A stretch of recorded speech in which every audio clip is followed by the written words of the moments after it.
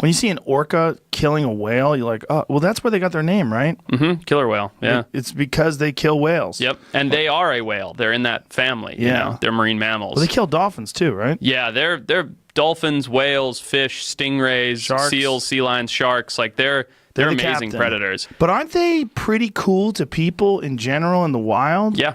That's strange. I believe there has never been an attack on a human being by an orca in the wild, period. There have been multiple in aquariums, there's been shows going on, that kind of stuff. Well, it just shows their intelligence, right? It shows they look at you and go, nope, that's not on the menu. Like, that's not something I need to eat. But they must be hungry sometimes. There's orcas that only eat marine mammals, and there's orcas that only eat stingrays and some other fish species. You see some of those incredible photographers like Paul Nicklin and stuff like that get those images of them underwater.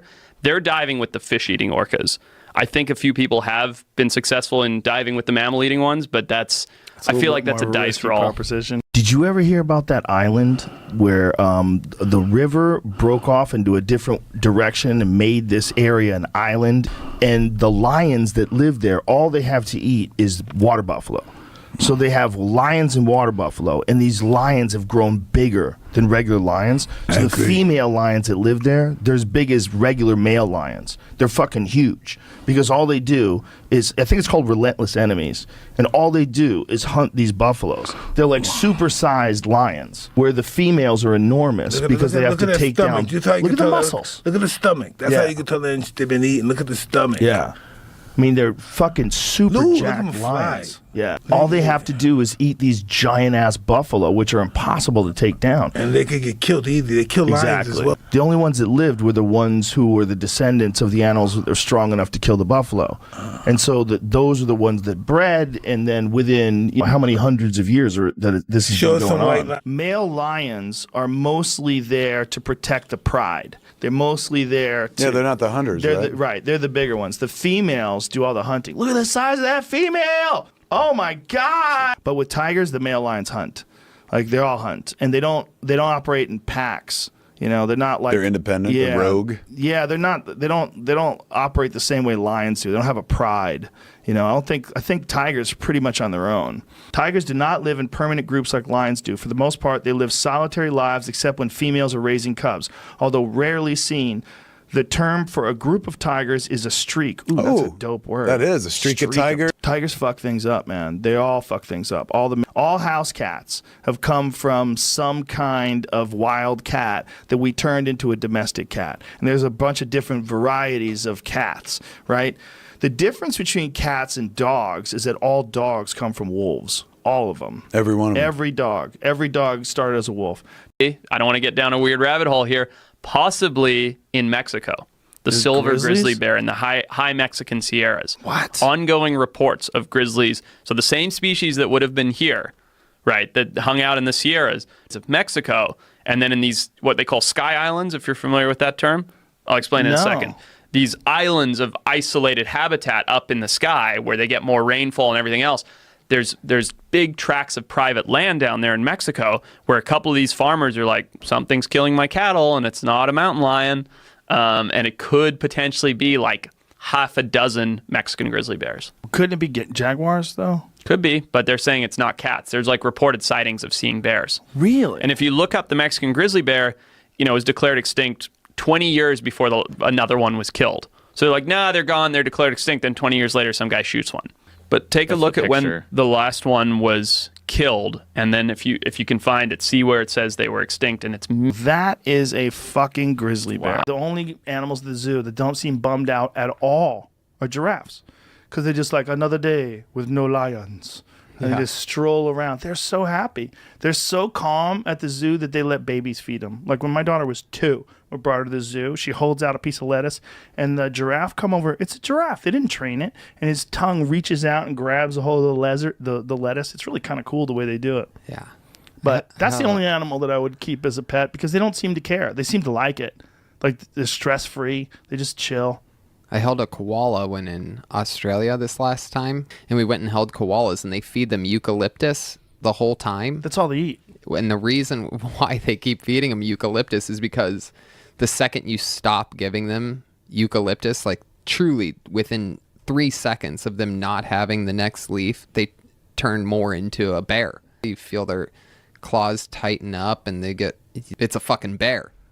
They're all angry. They're like cute and slow and dumb.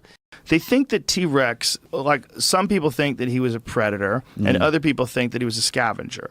And one of the reasons why they think that he was a scavenger is they look at it the way his body's built. They're like, he couldn't possibly run very fast. He couldn't really possibly chase things down. He's really super awkward. But then there's other people that point to the idea that the atmosphere itself was very different back then, and it might have been much richer and thicker, and it actually might have been able to support an animal like that easier. In terms of his size? In terms of his size. But everything was so large back then, and everything consumed so much back then. There were so many examples of these mega animals, right? Like Brontosaurus and fucking Allosaurus and T-Rex and these crazy, gigantic fucking things roaming the earth. The speculation is that there was more richness of life. There was more life. And so the animals that consumed life, whether it's in the form of plants like a brontosaurus or in meat like a T-Rex, they just got bigger and bigger and bigger because there was so much to consume. So it's this tiny parasitic catfish in the Amazon, and what it does is it's attracted to urea, which comes out of fish's gills. And it's a parasite, so it swims into fish's gills and lodges its spines into those fish's gills to feed. But this nasty little bugger, because it's attracted to urea, will swim up your urethra. Now that's all fine and well, if you will, but it has reversed facing spines. So once it swims in, there's no swimming back out. The same spines it uses to lodge into fish gills. And I'm like peeing back and forth just because I'm scared something will like swim up the stream. Yeah. I mean, I think it's just incredibly unlucky, but it's happened a lot more than once. It's a relatively regular thing. Oh, is that an operation? Oh, look at that Reddit picture. That's not real. That's not Jesus. real, but that's Fake, but this one is probably. It says it's on its leg, not God, anything. get out This of one- here. Oh, get out of here. I don't want to see this. Yeah. It's a fun show. Yeah, everything's trying to kill you. Everything's trying to kill you. I have a friend who actually shot an elk in BC, in British Columbia, and they didn't know it, but the elk expired right next to a wolf den. Oh, what? And the wolves tried to claim the elk. They like came out and stood over it? He and the guy that he was with had their back to a tree, and they shot and killed 3 attacking wolves. Wow. And he killed 2 of them with a bow and arrow. Jesus. And the other guy killed 1 with a rifle. And they were like almost out of bullets, and he had 1 arrow left. And they're surrounded by wolves. But they had killed enough. So, wolves, they do this...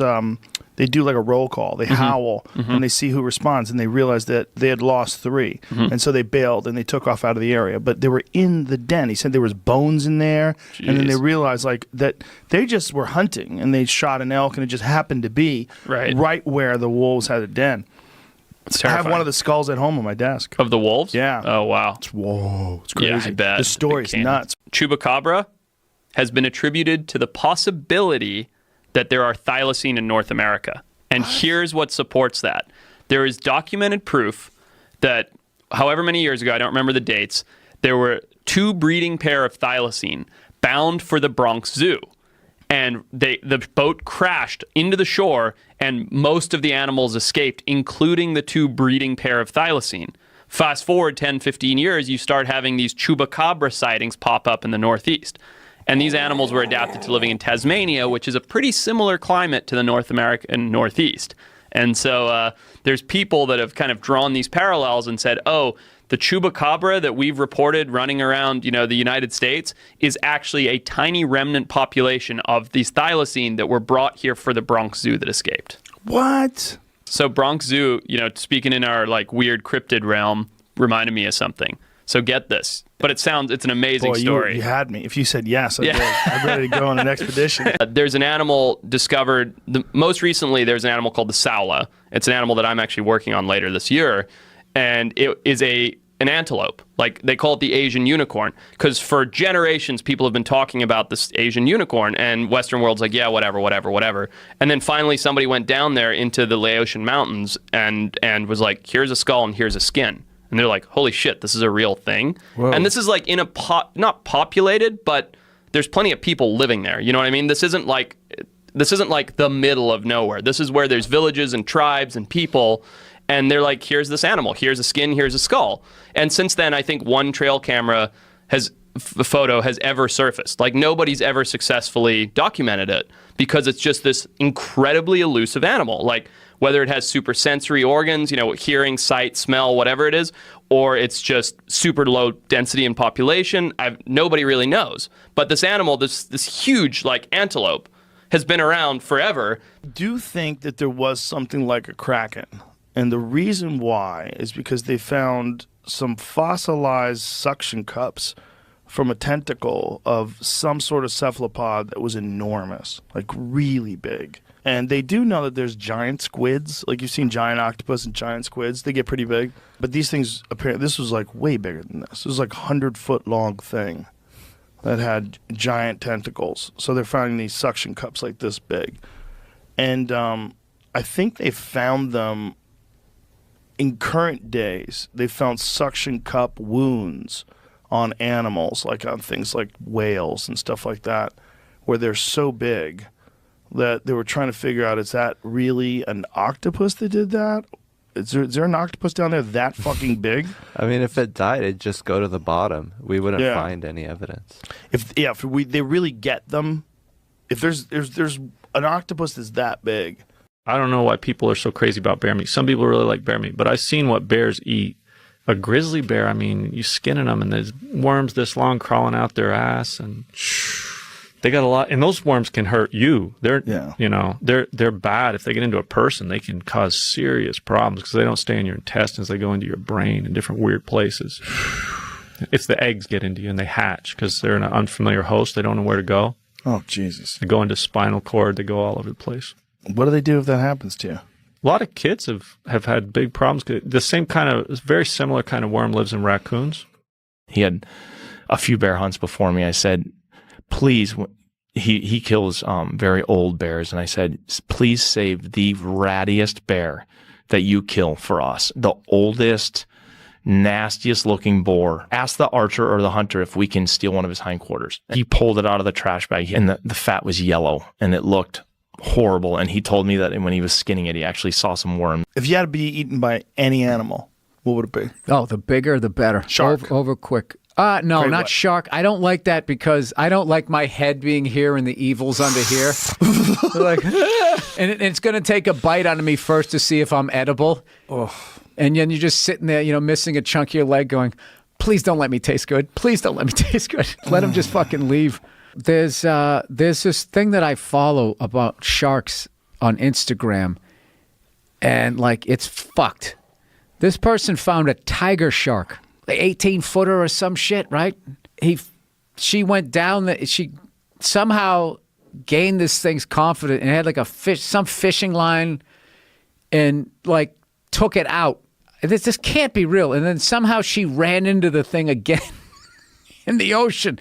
And she was petting it like a fucking lapdog. But I was just watching that whole thing going like, it's good that you did that, but I don't think you're at this tiger shark has talked to all the other tiger sharks. No, Bill's cool. Did you have something to do with looking for the Tasmanian tiger? Yeah, I did. No. What do you think? I think of all the extinct animals that have gone extinct at the hand of man, given the range, I don't know if you know this, but the Tasmanian tiger at one point ranged from Papua New Guinea all the way down to Tasmania. So not just the island of Tasmania, but thousands, tens of thousands of miles. I think given the range, the frequency of sightings, the amount of untouched habitat in Australia and Tasmania and Papua New Guinea, where they just found a new dog species, by the way. They did? Yeah, the Highland dog in New Guinea, maybe a year ago now. Incredible looking animal. Like, absolutely. Could there be a very small remnant population of thylacine, Tasmanian tiger, hiding out in an isolated pocket of habitat? I totally think it's possible. And these sightings, are they coming from credible sources? You look into the world's rarest and most ancient dog has been rediscovered in the wild. So this New Guinea Highland dog was thought to be extinct? Is that the idea? That's right. Yep. I would say the thylacine is like the icon of animals coming back from extinction. Like you could literally walk 15 feet and then be like, I'm just going to come right back. And the jungle will like Blair Witch you. Because it's all green. So you just like think you know what you're doing. Just like you cannot find your way in the jungle. Do you use a compass? Don't use a compass. Apparently some of the iron content and some of the saps in the trees pulls the needle. GPSs run out of batteries. So like I had gone out on this solo, gotten lost, gotten scared, and then been like, oh shit, what if I just like into the wilded myself? What if now I'm going to be the next kid that went and died in the Amazon? And I like slept in the hammock. The hammock that I had bought had a mosquito net on top, but the back was not mosquito proof, so they could stick through. So my back was being destroyed by mosquitoes as I'm trying to sleep. And I wake up in the middle of the night and I hear breathing right next to my face. And I like wanted to turn my headlamp on, and I just hear like right here. Like I could feel her breath. And I was like 6 inches away from a jaguar's face. And she just like, you know, and then left. And she just came in. She wanted to see what that was. She was like, you're not going to move. That's what you're not going to do. She growled like right into my ear. And then later on. That lion that we were extracting DNA from in Zimbabwe, did I tell you about this? I don't think so. Dude, this was pretty nuts. Late last year, I was tracking this giant lion that this friend of mine had told me that he'd seen in Limpopo Valley of Zimbabwe, like just north of the South African border. And we surmised that there was a potential that this animal, because it was so big, it had such unique behavior in the fact that it was hunting buffalo and even juvenile elephants, might have remnant Cape lion DNA in it. Because the Cape lion is this extinct subspecies of African lion. It was bigger than your regular lion, and they would follow the elephant migrations north and then back south, but generally they hung out in South Africa. Anyway, long story short, we wanted to test the DNA of this lion to see if it had any Cape lion DNA in it, and it was this one individual animal. So we tracked it for over a week, hung bait every night, did the collars, did everything that you do to get a lion in, and then finally this massive black maned lion came in. And I darted it from about 30 feet away from a blind. 30 feet? The lions are so much more successful at killing than the wolves that the wolves just become somewhat lazy, and they'll get in these little packs and they'll literally find a big tom and they'll just follow him. And so what this cat is doing is scientists have observed him killing deer, and he'll literally kill and cache deer and sheep so that when the wolves find his caches, the wolves will eat. And so then he can go and eat in peace himself. Wow, so he doesn't get fucked with by the wolves. Yeah. So he's leaving them food. He's leaving them food, which is why the ranchers thought, because they're like, he killed a deer and he didn't do anything with it. Just kill the deer. And so they're like, no, he killed the deer. And it was funny because when we tracked him that day, he brought us to 9 kill sites that day. Wow. Yeah.